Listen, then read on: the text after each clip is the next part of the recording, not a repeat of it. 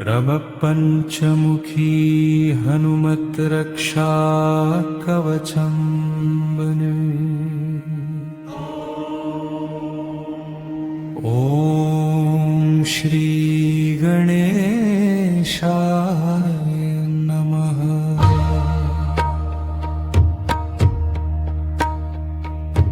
अस्य श्री पंचमुख हनुमत्कवचस्य जपः सर्वरक्षा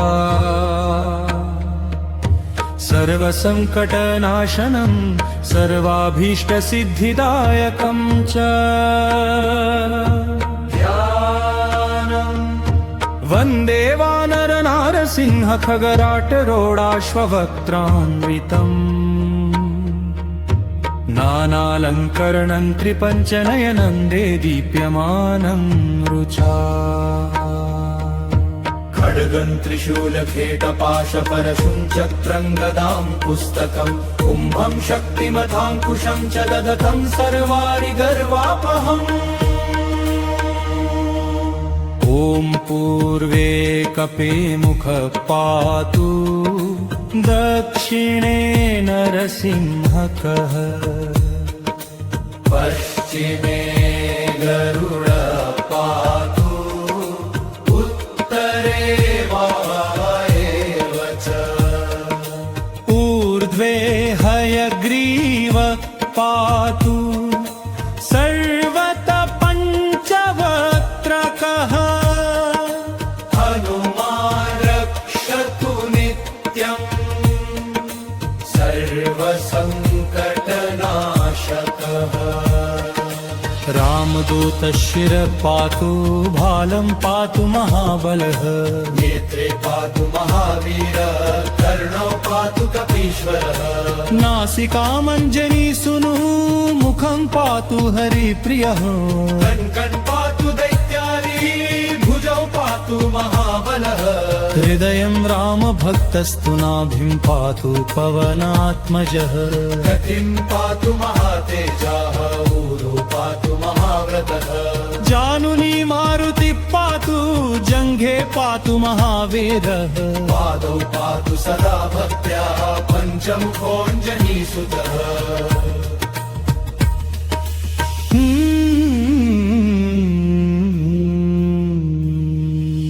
अस्य श्री पंचमुख हनुमत्कवचस्य जपः सर्वरक्षा सर्वसंकटनाशनं सर्वाभीष्टसिद्धिदायकं च। वन्दे वानरनारसिंह खगराटरोडाश्ववक्त्रान्वितम् नानालङ्करणं त्रिपञ्चनयनं दीप्यमानं रुचा। खड्गं त्रिशूलखेटपाशपरशुं चक्रं गदां पुस्तकं कुम्भं शक्तिमथाङ्कुशं च दधतं सर्वारिगर्वापहम्। ॐ पूर्वे कपिमुखः पातु दक्षिणे नरसिंहकः पश्चिमे गरुडः पातु उत्तरे वराहः च। ऊर्ध्वे हयग्रीवः पातु सर्वतः पञ्चवक्त्रकः हनुमान् रक्षतु नित्यम् सर्वसङ्कटनाशकः। रामदूतः शिरः पातु भालं पातु महाबलः नेत्रे पातु महावीरः कर्णौ पातु कपीश्वरः। नासिकामञ्जनीसूनुः मुखं पातु हरिप्रियः कण्ठं पातु दैत्यारिः भुजौ पातु महाबलः। हृदयं रामभक्तस्तु नाभिं पातु पवनात्मजः कटिं पातु महातेजः ऊरो पातु महाव्रतः। जानुनी मारुति पातु जङ्घे पातु महावीरः पादौ पातु सदा भक्त्या पञ्चमुखोऽञ्जनीसुतः। ॐ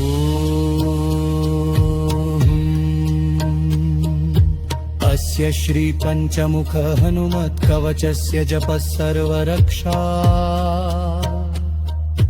सर्वसंकटनाशनं सर्वाभीष्टसिद्धिदायकं च ध्यानम् वन्दे वानरनारसिंह खगराटरोडाश्ववक्त्रान्वितम् नानालङ्करणं त्रिपञ्चनयनं देदीप्यमानं रुचा खड्गं त्रिशूलखेटपाशपरशुं चक्रं गदां पुस्तकं कुम्भं शक्तिमथाङ्कुशं च दधतं सर्वारिगर्वापहम् ॐ पूर्वे कपिमुख पातु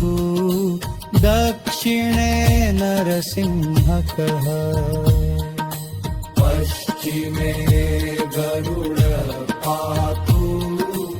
उत्तरे वराह एव च पूर्वे हयग्रीव पातु सर्वतः पञ्चवक्त्रकः हनुमान् रक्षतु नित्यम् सर्वसङ्कटनाशकः रामदूतः शिरः पातु भालं पातु महाबलः नेत्रे पातु महावीरः कर्णौ पातु कपीश्वरः नासिकामञ्जनी सुनु मुखं पातु हरिप्रियः गन्धं पातु दैत्यारी भुजौ पातु महाबलः हृदयं रामभक्तस्तु नाभिं पातु पवनात्मजः कटिं पातु महातेजः ऊरुं पातु महाव्रतः जानुनी मारुति पातु जङ्घे पातु महावीरः पादौ पातु सदा भक्त्या पञ्चमुखोऽञ्जनीसुतः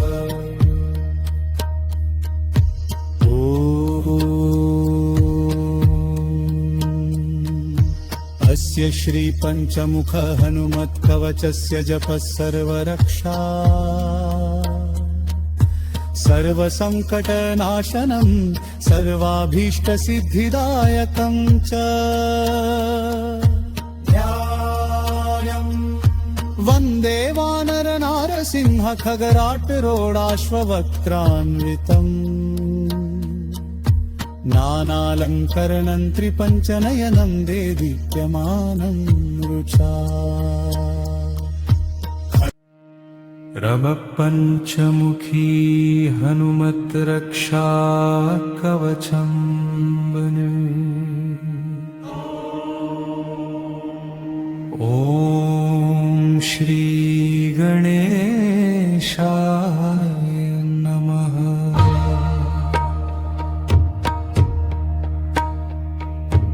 अस्य श्री पंचमुख हनुमत् कवचस्य जपः सर्वरक्षा सर्वसंकटनाशनं सर्वाभीष्टसिद्धिदायकं च ध्यानम्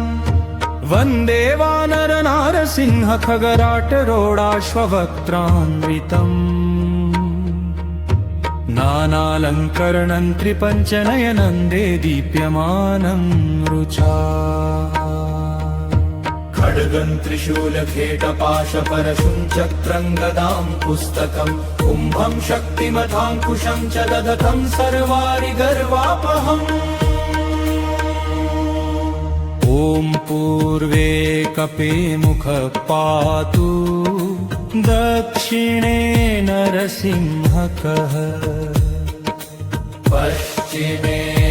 गरुड पातु उत्तरे वायव च ऊर्ध्वे हयग्रीव पातु सर्वतः पञ्चवक्त्रकः हनुमान् रक्षतु नित्यम्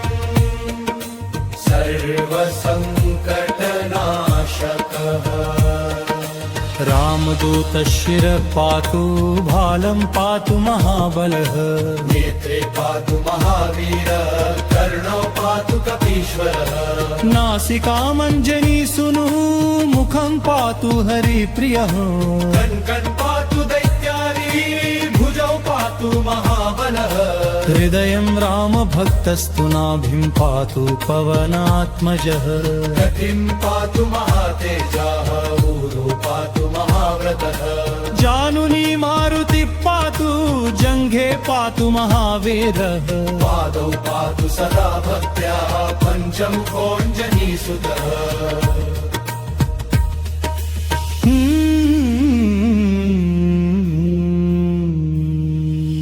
अस्य श्रीपञ्चमुख हनुमत्कवचस्य जपः सर्वरक्षा सर्वसङ्कटनाशनं सर्वाभीष्टसिद्धिदायकं च वन्दे वानरनारसिंह खगराटरोडाश्ववक्त्रान्वितम् नानालङ्करणं त्रिपञ्चनयनं देदीप्यमानं रुचा खड्गं त्रिशूलखेटपाशपरशुं चक्रं गदां पुस्तकं कुम्भं शक्तिमथाङ्कुशं च दधतं सर्वारिगर्वापहम् ॐ पूर्वे कपिमुख पातु दक्षिणे नरसिंहकः पश्चिमे गरुड पातु उत्तरे वराह एव च ऊर्ध्वे हयग्रीव पातु सर्वतः पञ्चवक्त्रकः हनुमान् रक्षतु नित्यम् सर्वसङ्कटनाशकः रामदूतः शिरः पातु भालं पातु महाबलः नेत्रे पातु महावीरः कर्णौ पातु कपीश्वरः नासिकामञ्जनी सुनुः मुखं पातु हरिप्रियः कण्ठं पातु दैत्यारिः भुजौ पातु महाबलः हृदयं रामभक्तस्तु नाभिं पातु पवनात्मजः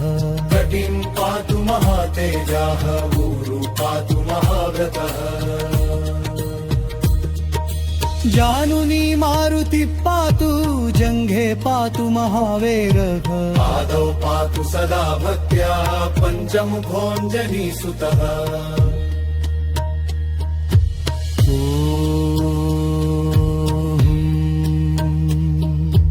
अस्य श्रीपञ्चमुख हनुमत्कवचस्य जपः सर्वरक्षा सर्वसङ्कटनाशनं सर्वाभीष्टसिद्धिदायकं च ध्यानम् वन्दे वानरनारसिंह खगराटरोडाश्ववक्त्रान्वितम् नानालङ्करणं त्रिपञ्चनयनं देदीप्यमानं रुचा खड्गं त्रिशूलखेटपाशपरशुं चक्रं गदां पुस्तकं कुम्भं शक्तिमथाङ्कुशं च दधतं सर्वारिगर्वापहम् ॐ पूर्वे कपिमुख पातु दक्षिणे नरसिंहकः पश्चिमे गरुड पातु उत्तरे वराह एव च पूर्वे हयग्रीव पातु सर्वतः पञ्चवक्त्रकः हनुमान् रक्षतु नित्यम् सर्वसङ्कटनाशकः रामदूतः शिरः पातु भालं पातु महाबलः नेत्रे पातु महावीरः कर्णौ पातु कपीश्वरः नासिकामञ्जनी सुनु मुखं पातु हरिप्रियः कण्ठं पातु दैत्यारी भुजौ पातु महाबलः हृदयं रामभक्तस्तु नाभिं पातु पवनात्मजः कटिं पातु महातेजः ऊरु पातु महाव्रतः जानुनी मारुती पातु जंघे पातु महावीरः पादौ पातु सदा भक्त्या पञ्चमुखोऽञ्जनीसुतः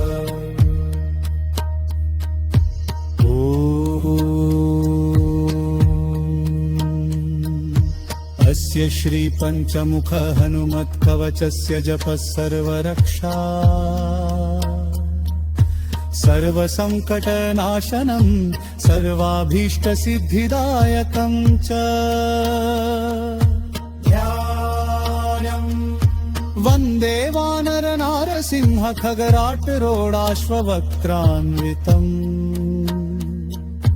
नानालङ्करणं त्रिपञ्चनयनं देदीप्यमानं रुचा रवपञ्चमुखी हनुमद्रक्षा कवचं बने ॐ श्री गणेशाय नमः।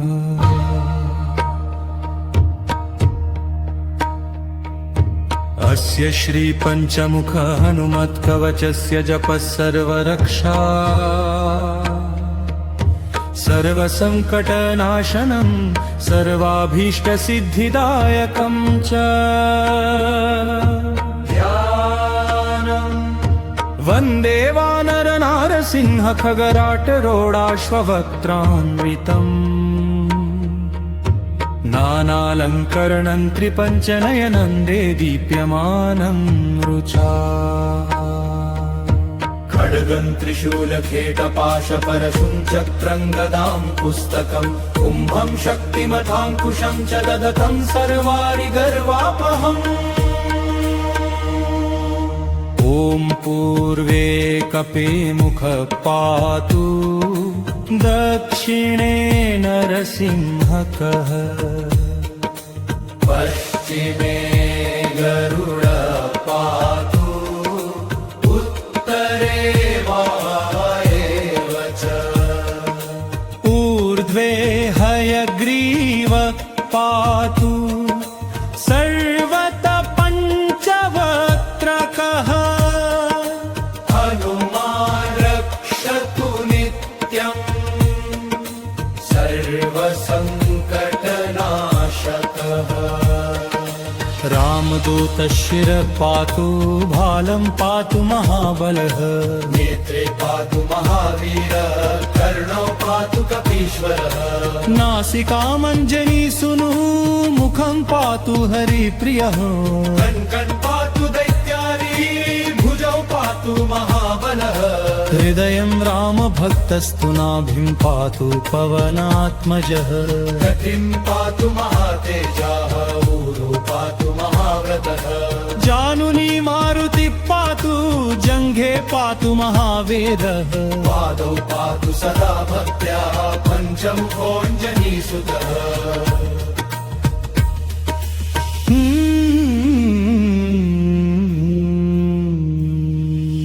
अस्य श्री पंचमुख हनुमत् कवचस्य जपः सर्वरक्षा सर्वसंकटनाशनं सर्वाभीष्टसिद्धिदायकं च वन्दे वानरनारसिंह खगराट् नानालङ्करणं त्रिपञ्चनयनं देदीप्यमानं रुचा खड्गं त्रिशूलखेटपाशपरशुं चक्रं गदां पुस्तकं कुम्भं शक्तिमथाङ्कुशं च दधतं सर्वारिगर्वापहम् ॐ पूर्वे कपिमुख पातु दक्षिणे नरसिंहकः पश्चिमे गरुड पातु उत्तरे वराह एव च ऊर्ध्वे हयग्रीव पातु सर्वतः पञ्चवक्त्रकः हनुमान् रक्षतु नित्यम् सर्वसं रमपञ्चमुखी हनुमद्रक्षा कवचं बने। ॐ श्री गणेशाय नमः।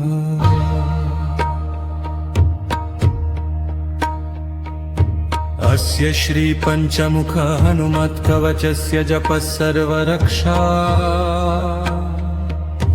सर्वसङ्कटनाशनं सर्वाभीष्टसिद्धिदायकं च ध्यानम्। वन्दे वानरनारसिंह खगराटरोडाश्ववक्त्रान्वितम्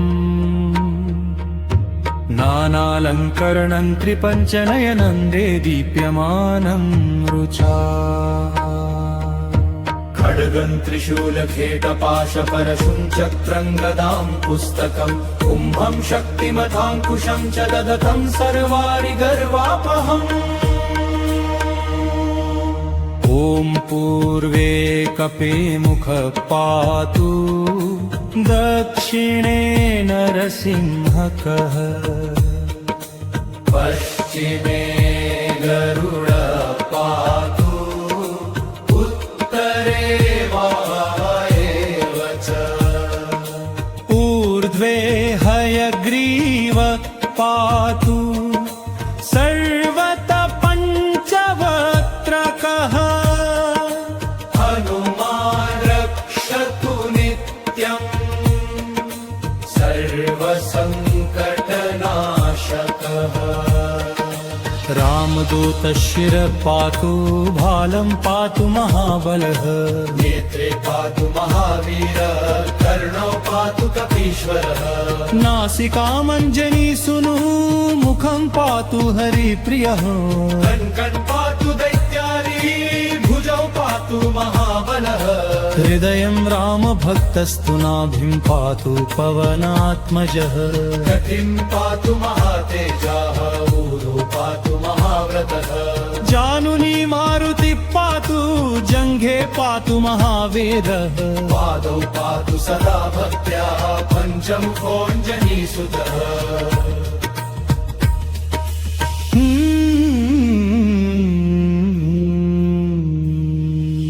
अस्य श्री पञ्चमुख हनुमत्कवचस्य जपः सर्वरक्षा सर्वसङ्कटनाशनं सर्वाभीष्टसिद्धिदायकं च वन्दे वानरनारसिंह खगराटरोडाश्ववक्त्रान्वितम् नानालङ्करणं त्रिपञ्चनयनं दीप्यमानं रुचा। खड्गं त्रिशूलखेटपाशपरशुं चक्रं गदां पुस्तकं कुम्भं शक्तिमथाङ्कुशं च दधतं सर्वारिगर्वापहम्। ॐ पूर्वे कपिमुख पातु दक्षिणे नरसिंहकः पश्चिमे गरुड पातु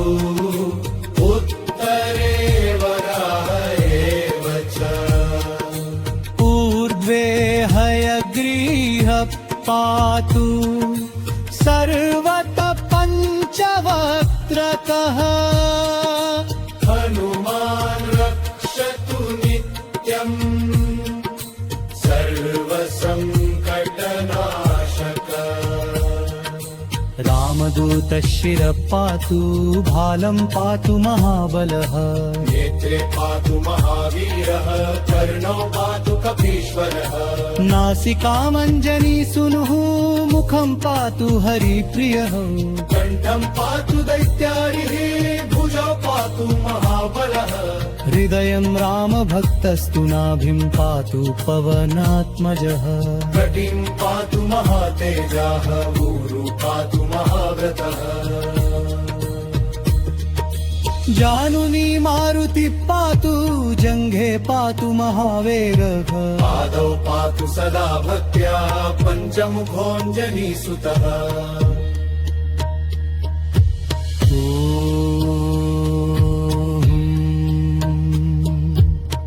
अस्य श्री पंचमुख हनुमत् कवचस्य जपः सर्वरक्षा सर्वसंकटनाशनं सर्वाभीष्टसिद्धिदायकं च ध्यानम्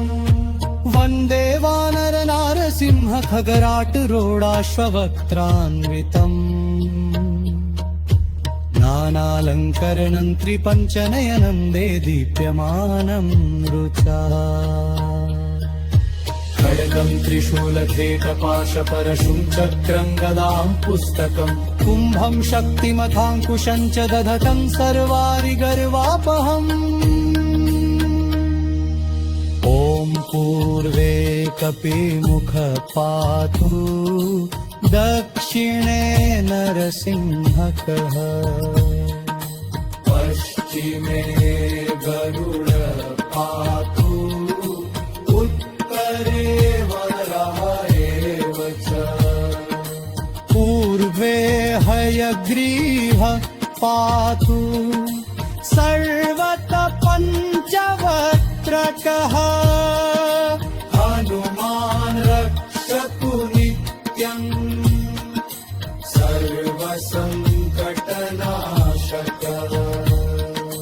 रामदूत शिरः पातु भालं पातु महाबलः नेत्रे पातु महावीरः कर्णौ पातु कपीश्वरः नासिकाङ्गञ्जनी सुनु मुखं पातु हरिप्रियः कण्ठं पातु दैत्यारी भुजौ पातु महाबलः हृदयं रामभक्तस्तु नाभिं पातु पवनात्मजः कटिं पातु महातेजः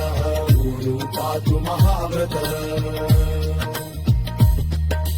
जानुनी मारुति पातु जङ्घे पातु महावीरः पादौ पातु सदा भक्त्या पञ्चमुखोऽञ्जनीसुतः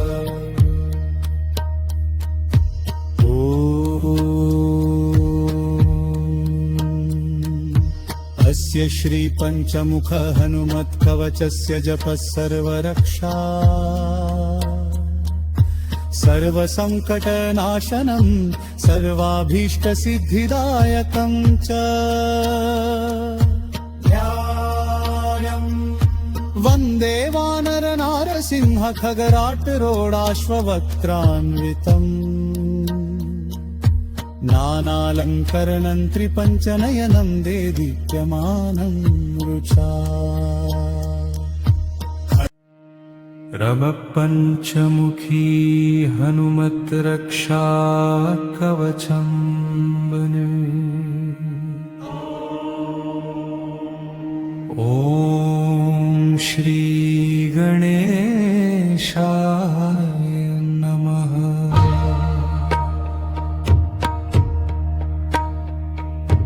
अस्य श्री पंचमुख हनुमत् कवचस्य जपः सर्वरक्षा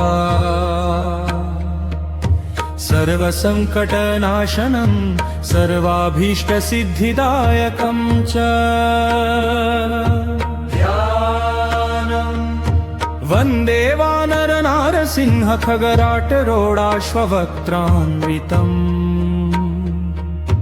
नानालङ्करणं त्रिपञ्चनयनं दे दीप्यमानं रुचा खड्गं त्रिशूलखेटपाशपरशुं चक्रं गदां पुस्तकम् कुम्भं शक्तिमथाङ्कुशं च दधतं सर्वारिगर्वापहम् ॐ पूर्वे कपिमुख पातु दक्षिणे नरसिंहकः पश्चिमे गरुड पातु उत्तरे वायेव च ऊर्ध्वे हयग्रीव पातु सर्वतः पञ्चवक्त्रकः हनुमान् रक्षतु नित्यम् सर्वसङ्कटनाशकः रामदूत शिरः पातु भालं पातु महाबलः नेत्रे पातु महावीरः कर्णौ कर्णौ पातु कपीश्वरः नासिकामञ्जनी सुनुः मुखं पातु हरिप्रियः कण्कण् पातु दैत्यारी भुजौ पातु महाबलः हृदयं रामभक्तस्तु नाभिं पातु पवनात्मजः गतिं पातु महातेजाः ऊरो पातु महाव्रतः जानुनी मारुति पातु जङ्घे पातु महावेदः पादौ पातु सदा भक्त्या पञ्चमुखोऽञ्जनीसुतः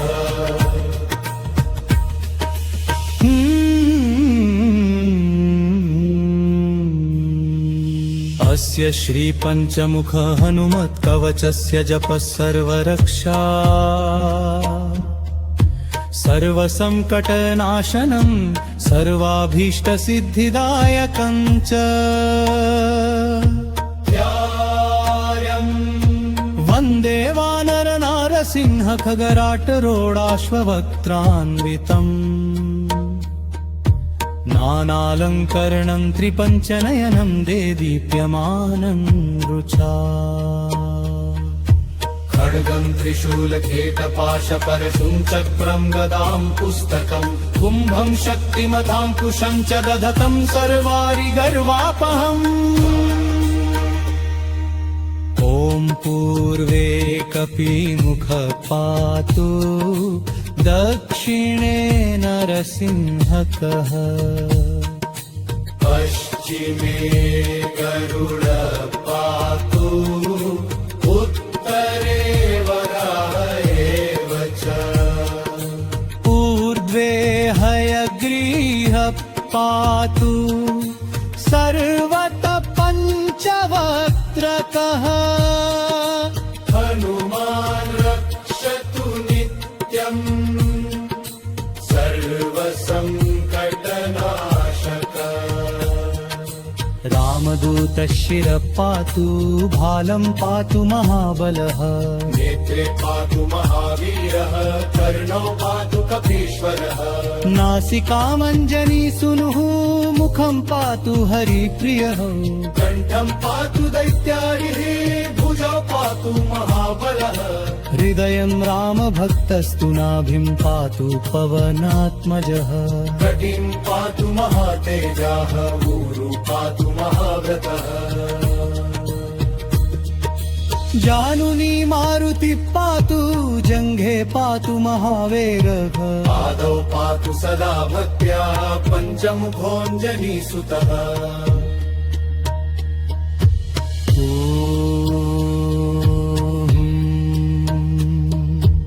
अस्य श्रीपञ्चमुख हनुमत्कवचस्य जपः सर्वरक्षा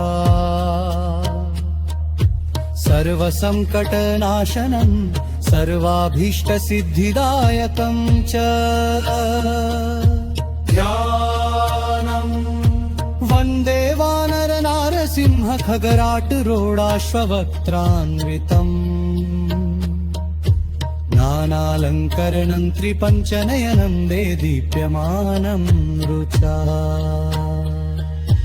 खड्गं त्रिशूलखेटपाशपरशुं चक्रं गदां पुस्तकं कुम्भं शक्तिमथाङ्कुशं च दधतं सर्वारिगर्वापहम्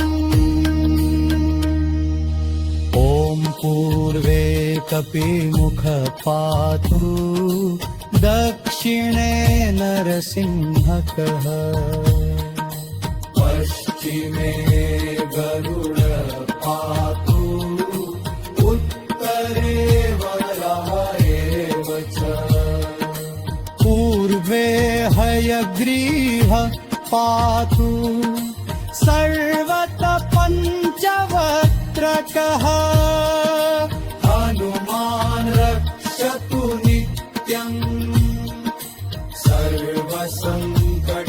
सर्वसङ्कटनाशकः रामदूत शिर पातु भालं पातु महाबलः नेत्रे पातु महावीरः कर्णौ पातु कपीश्वरः नासिकाङ्जनी सुनु मुखं पातु हरिप्रियः कण्ठं पातु दैत्यारी भुजौ पातु महाबलः हृदयं रामभक्तस्तु नाभिं पातु पवनात्मजः कटिं पातु महातेजः ऊरु पातु महाव्रतः जानुनी मारुति पातु जङ्घे पातु महावीरः पादौ पातु सदा भक्त्या पञ्चमुखोऽञ्जनीसुतः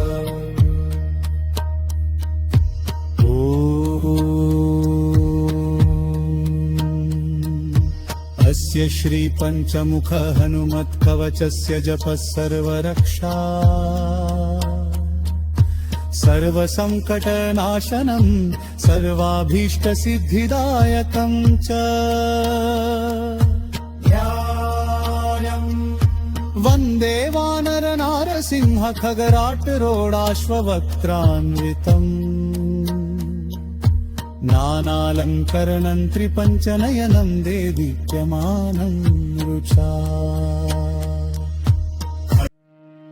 रवपञ्चमुखी हनुमत् रक्षा कवचं बने ॐ श्री गणेशाय नमः।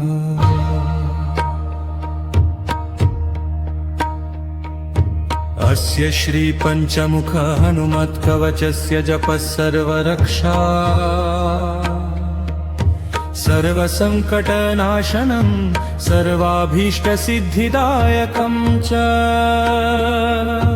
ध्यानम् वन्दे वानरनारसिंह खगराटरोडाश्ववक्त्रान्वितम् नानालङ्करणं त्रिपञ्चनयनं देदीप्यमानं रुचा खड्गं त्रिशूलखेटपाशपरशुं चक्रं गदां पुस्तकं कुम्भं शक्तिमथाङ्कुशं च ददतं सर्वाणि गर्वापहम् ॐ पूर्वे कपे मुख पातु दक्षिणे नरसिंहकः पश्चिमे गरुड पातु उत्तरे वायेव च ऊर्ध्वे हयग्रीव पातु सर्वतः पञ्चवक्त्रकः हनुमान् रक्षतु नित्यम् सर्वसङ्कटनाशकः रामदूत शिर पातु भालं पातु महाबलः नेत्रे पातु महावीरः कर्णौ पातु कपीश्वरः नासिकामञ्जनी सुनु मुखं पातु हरिप्रियः कण्ठं पातु दैत्यारी भुजौ पातु महाबलः हृदयं रामभक्तस्तु नाभिं पातु पवनात्मजः कटिं पातु महातेजः ऊरु पातु महाव्रतः जानुनी मारुति पातु जङ्घे पातु महावीरः पादौ पातु सदा भक्त्या पञ्चमुखोऽञ्जनीसुतः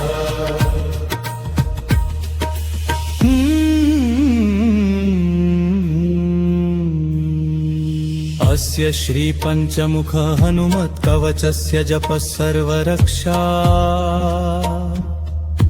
सर्वसंकटनाशनं सर्वाभीष्टसिद्धिदायकं च वन्दे वानरनारसिंह खगराटरोडाश्ववक्त्रान्वितम् नानालङ्करणं त्रिपञ्चनयनं देदीप्यमानं रुचा खड्गं त्रिशूलखेटपाशपरशुं चक्रं गदां पुस्तकं कुम्भं शक्तिमथाङ्कुशं च दधतं सर्वाणि गर्वापहम् ॐ पूर्वे कपिमुख पातु दक्षिणे नरसिंहकः पश्चिमे गरुड पातु उत्तरे वराहएव च ऊर्ध्वे हयग्रीः पातु सर्वतः पञ्चवक्त्रकः हनुमान् रक्षतु नित्यम् सर्वसं रवपञ्चमुखी हनुमद्रक्षा कवचं वने ॐ श्री गणेशाय नमः।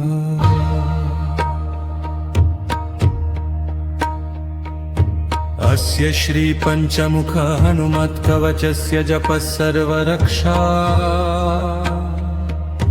सर्वसङ्कटनाशनं सर्वाभीष्टसिद्धिदायकं च वन्दे वानरनारसिंह खगराटरोडाश्ववक्त्रान्वितम् नानालङ्करणं त्रिपञ्चनयनं दे दीप्यमानं रुचा खड्गं त्रिशूलखेटपाशपरशुं चक्रं गदां पुस्तकं कुम्भं शक्तिमथाङ्कुशं च दधतं सर्वारिगर्वापहम् ॐ पूर्वे कपिमुख पातु दक्षिणे नरसिंहकः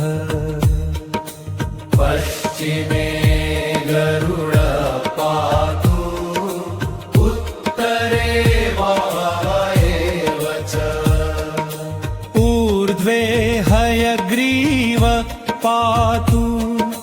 सर्वतः पञ्चवक्त्रकः हनुमान् रक्षतु नित्यम्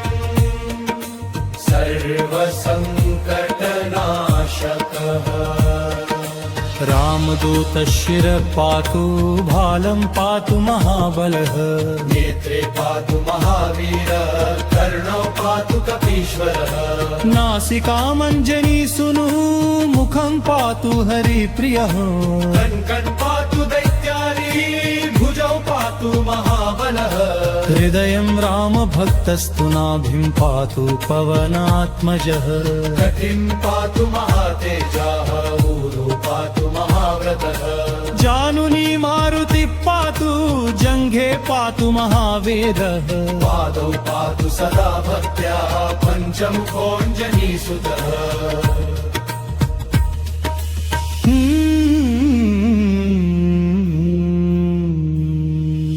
अस्य श्री पंचमुख हनुमत्कवचस्य जपः सर्वरक्षा सर्वसङ्कटनाशनं सर्वाभीष्टसिद्धिदायकं च वन्दे वानरनारसिंह खगराटरोडाश्ववक्त्रान्वितम् नानालङ्करणं त्रिपञ्चनयनं दे दीप्यमानं रुचा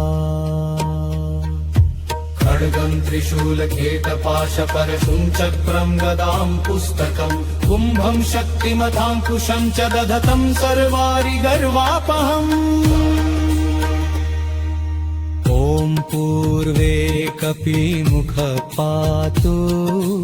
दक्षिणे नरसिंहकः पश्चिमे गरुड पातु उत्तरे वराहएव च ऊर्ध्वे हयग्रीः पातु सर्वतः पञ्चवक्त्रकः हनुमान् रक्षतु नित्यम् सर्वसङ्कटनाशकः रामदूतः शिरः पातु भालं पातु महाबलः नेत्रे पातु महावीरः कर्णौ पातु कपीश्वरः नासिकामञ्जनी सुनुः मुखं पातु हरिप्रियः कण्ठं पातु दैत्यारिः भुजौ पातु महाबलः हृदयं रामभक्तस्तु नाभिं पातु पवनात्मजः कटिं पातु महातेजाः ऊरु पातु महाव्रतः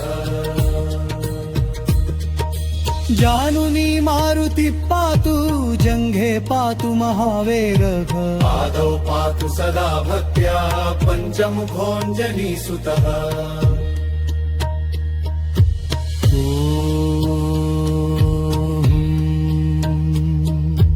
अस्य श्रीपञ्चमुख हनुमत्कवचस्य जपः सर्वरक्षा सर्वसङ्कटनाशनं सर्वाभीष्टसिद्धिदायकं च ध्यानम् वन्दे वानरनारसिंह खगराटरोडाश्ववक्त्रान्वितम् नानालङ्करणं त्रिपञ्चनयनं देदीप्यमानं रुचा खड्गं त्रिशूलखेटपाशपरशुं चक्रं गदां पुस्तकम् कुम्भं शक्तिमथाङ्कुशं च दधतं सर्वारिगर्वापहम् ॐ पूर्वे कपिमुख पातु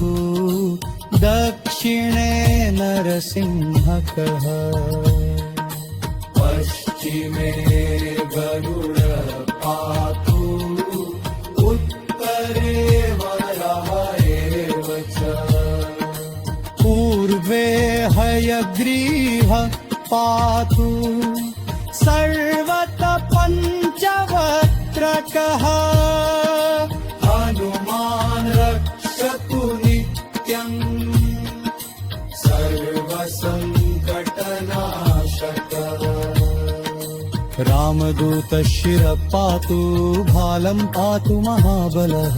नेत्रे पातु महावीरः कर्णौ पातु कपीश्वरः नासिकामञ्जनी सुनुः मुखं पातु हरिप्रियः कण्ठं पातु दैत्यारी भुजौ पातु महाबलः हृदयं रामभक्तस्तु नाभिं पातु पवनात्मजः कटिं पातु महातेजः ऊरु पातु महाव्रतः जानुनी मारुति पातु जङ्घे पातु महावीरः पादौ पातु सदा भक्त्या पञ्चमुखोऽञ्जनीसुतः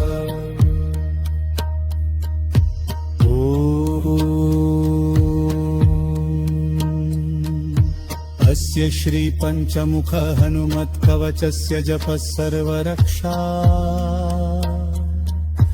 सर्वसङ्कटनाशनं सर्वाभीष्टसिद्धिदायकं च ध्यानम् वन्दे वानरनारसिंह खगराटरोडाश्ववक्त्रान्वितम् नानालङ्करणं त्रिपञ्चनयनं देदीप्यमानं रुचा रवपञ्चमुखी हनुमद्रक्षा कवचं वने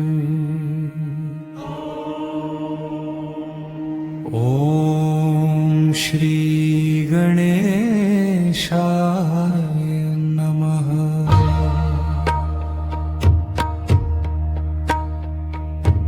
अस्य श्रीपञ्चमुख हनुमत्कवचस्य जपः सर्वरक्षा सर्वसङ्कटनाशनं सर्वाभीष्टसिद्धिदायकं च ध्यानम्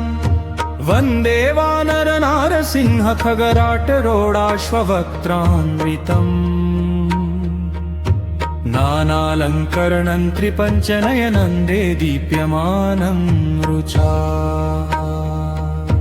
खड्गं त्रिशूलखेटपाशपरशुं चक्रं गदां पुस्तकम् कुम्भं शक्तिमथाङ्कुशं च दधतं सर्वारिगर्वापहम् ॐ पूर्वे कपिमुख पातु दक्षिणे नरसिंहकः पश्चिमे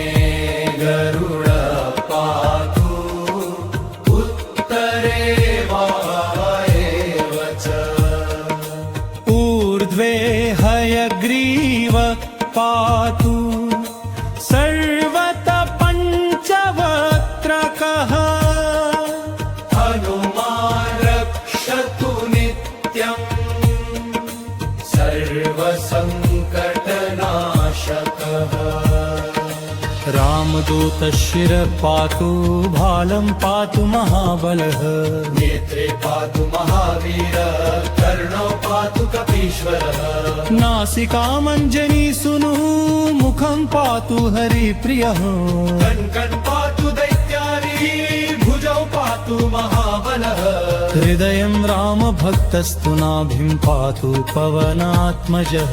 कटिं पातु महातेजाः ऊरो पातु महाव्रतः जानुनी मारुति पातु जङ्घे पातु महावीरः पादौ पातु सदा भक्त्या पञ्चमुखोऽञ्जनीसुतः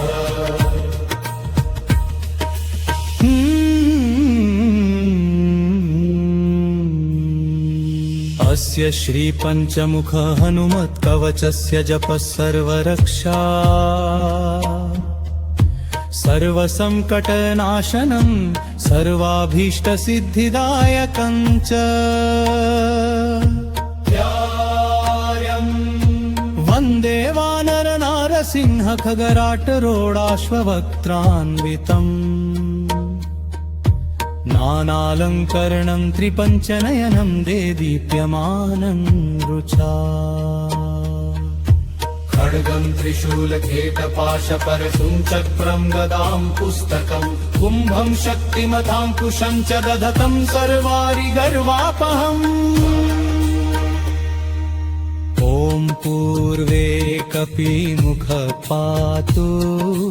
दक्षिणे नरसिंहकः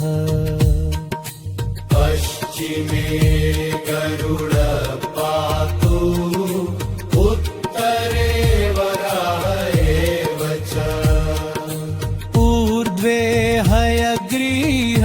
पातु सर्वतः पञ्चवक्त्रकः हनुमान् रक्षतु नित्यम् सर्वसङ्कटनाशकः रामदूतः शिरः पातु भालं पातु महाबलः नेत्रे पातु महावीरः कर्णौ पातु कपीश्वरः नासिकामञ्जनी सूनुः मुखं पातु हरिप्रियः कण्ठं पातु दैत्यारिः भुजौ पातु महाबलः हृदयं रामभक्तस्तु नाभिं पातु पवनात्मजः कटिं पातु महातेजाः ऊरु पातु महाव्रतः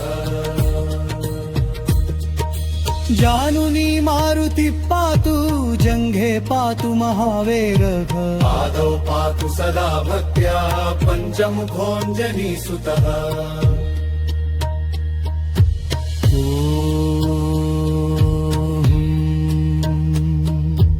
अस्य श्रीपञ्चमुख हनुमत्कवचस्य जपः सर्वरक्षा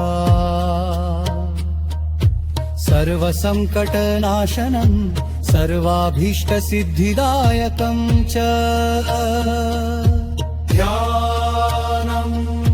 वन्दे वानरनारसिंह खगराटरोडाश्ववक्त्रान्वितम् नानालङ्करणं त्रिपञ्चनयनं देदीप्यमानं रुचा खड्गं त्रिशूलखेटपाशपरशुं चक्रं गदां पुस्तकं कुम्भं शक्तिमथाङ्कुशं च दधतं सर्वारिगर्वापहम् ॐ पूर्वे कपिमुख पातु दक्षिणे नरसिंहकः पश्चिमे गरुड पातु उत्तरे वराह एव च पूर्वे हयग्रीव पातु सर्वतः पञ्चवक्त्रकः हनुमान् रक्षतु नित्यम् सर्वसङ्कटनाशकः रामदूतशिरः पातु भालं पातु महाबलः नेत्रे पातु महावीरः कर्णौ पातु कपीश्वरः नासिकामञ्जनीसुनु मुखं पातु हरिप्रियः कण्ठं पातु दैत्यारी भुजौ पातु महाबलः हृदयं रामभक्तस्तु नाभिं पातु पवनात्मजः कटिं पातु महातेजः ऊरु पातु महाव्रतः जानुनी मारुति पातु जङ्घे पातु महावीरः पादौ पातु सदा भक्त्या पञ्चमुखोऽञ्जनीसुतः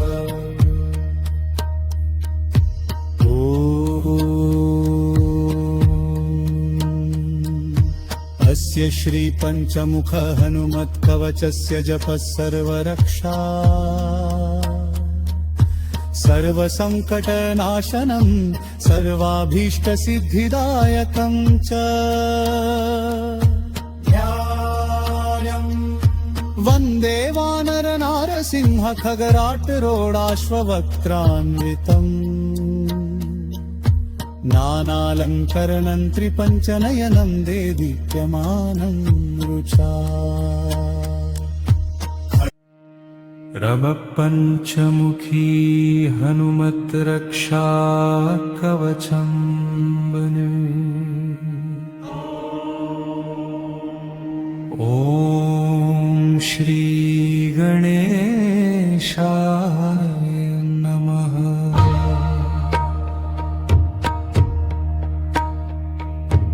अस्य श्री पंचमुख हनुमत्कवचस्य जपः सर्वरक्षा सर्वसङ्कटनाशनं सर्वाभीष्टसिद्धिदायकं च ध्यानम् वन्दे वानरनारसिंह खगराटरोडाश्ववक्त्रान्वितम् नानालङ्करणं त्रिपञ्चनयनं देदीप्यमानं रुचा खड्गं त्रिशूलखेटपाशपरशुं चक्रं गदां पुस्तकं कुम्भं शक्तिमथाङ्कुशं च ददतं सर्वारिगर्वापहम् ॐ पूर्वे कपे मुख पातु दक्षिणे नरसिंहकः पश्चिमे गरुड पातु उत्तरे वायेव च ऊर्ध्वे हयग्रीव पातु सर्वतः पञ्चवक्त्रकः हनुमान् रक्षतु नित्यम् सर्वसङ्कटनाशकः रामदूतशिरः पातु भालं पातु महाबलः नेत्रे पातु महावीरः कर्णौ पातु कपीश्वरः नासिकामञ्जनीसुनु मुखं पातु हरिप्रियः कण्कण पातु दैत्यारी भुजौ पातु महाबलः हृदयं रामभक्तस्तु नाभिं पातु पवनात्मजः कटिं पातु महातेजः ऊरु पातु महाव्रतः जानुनी मारुति पातु जङ्घे पातु महावीरः पादौ पातु सदा भक्त्या पञ्चमुखोऽञ्जनीसुतः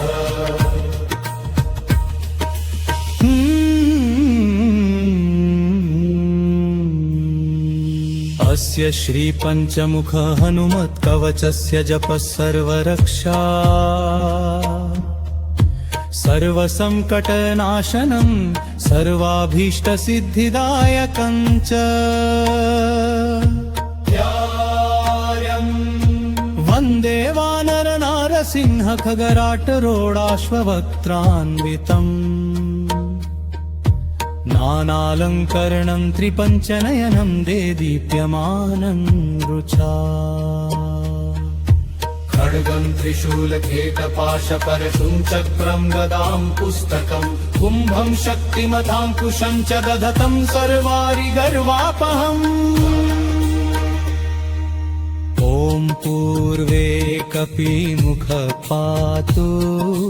दक्षिणे नरसिंहकः पश्चिमे गरुड पातु उत्तरे वराहएव च ऊर्ध्वे हयग्रीः पातु सर्वतः पञ्चवक्त्रकः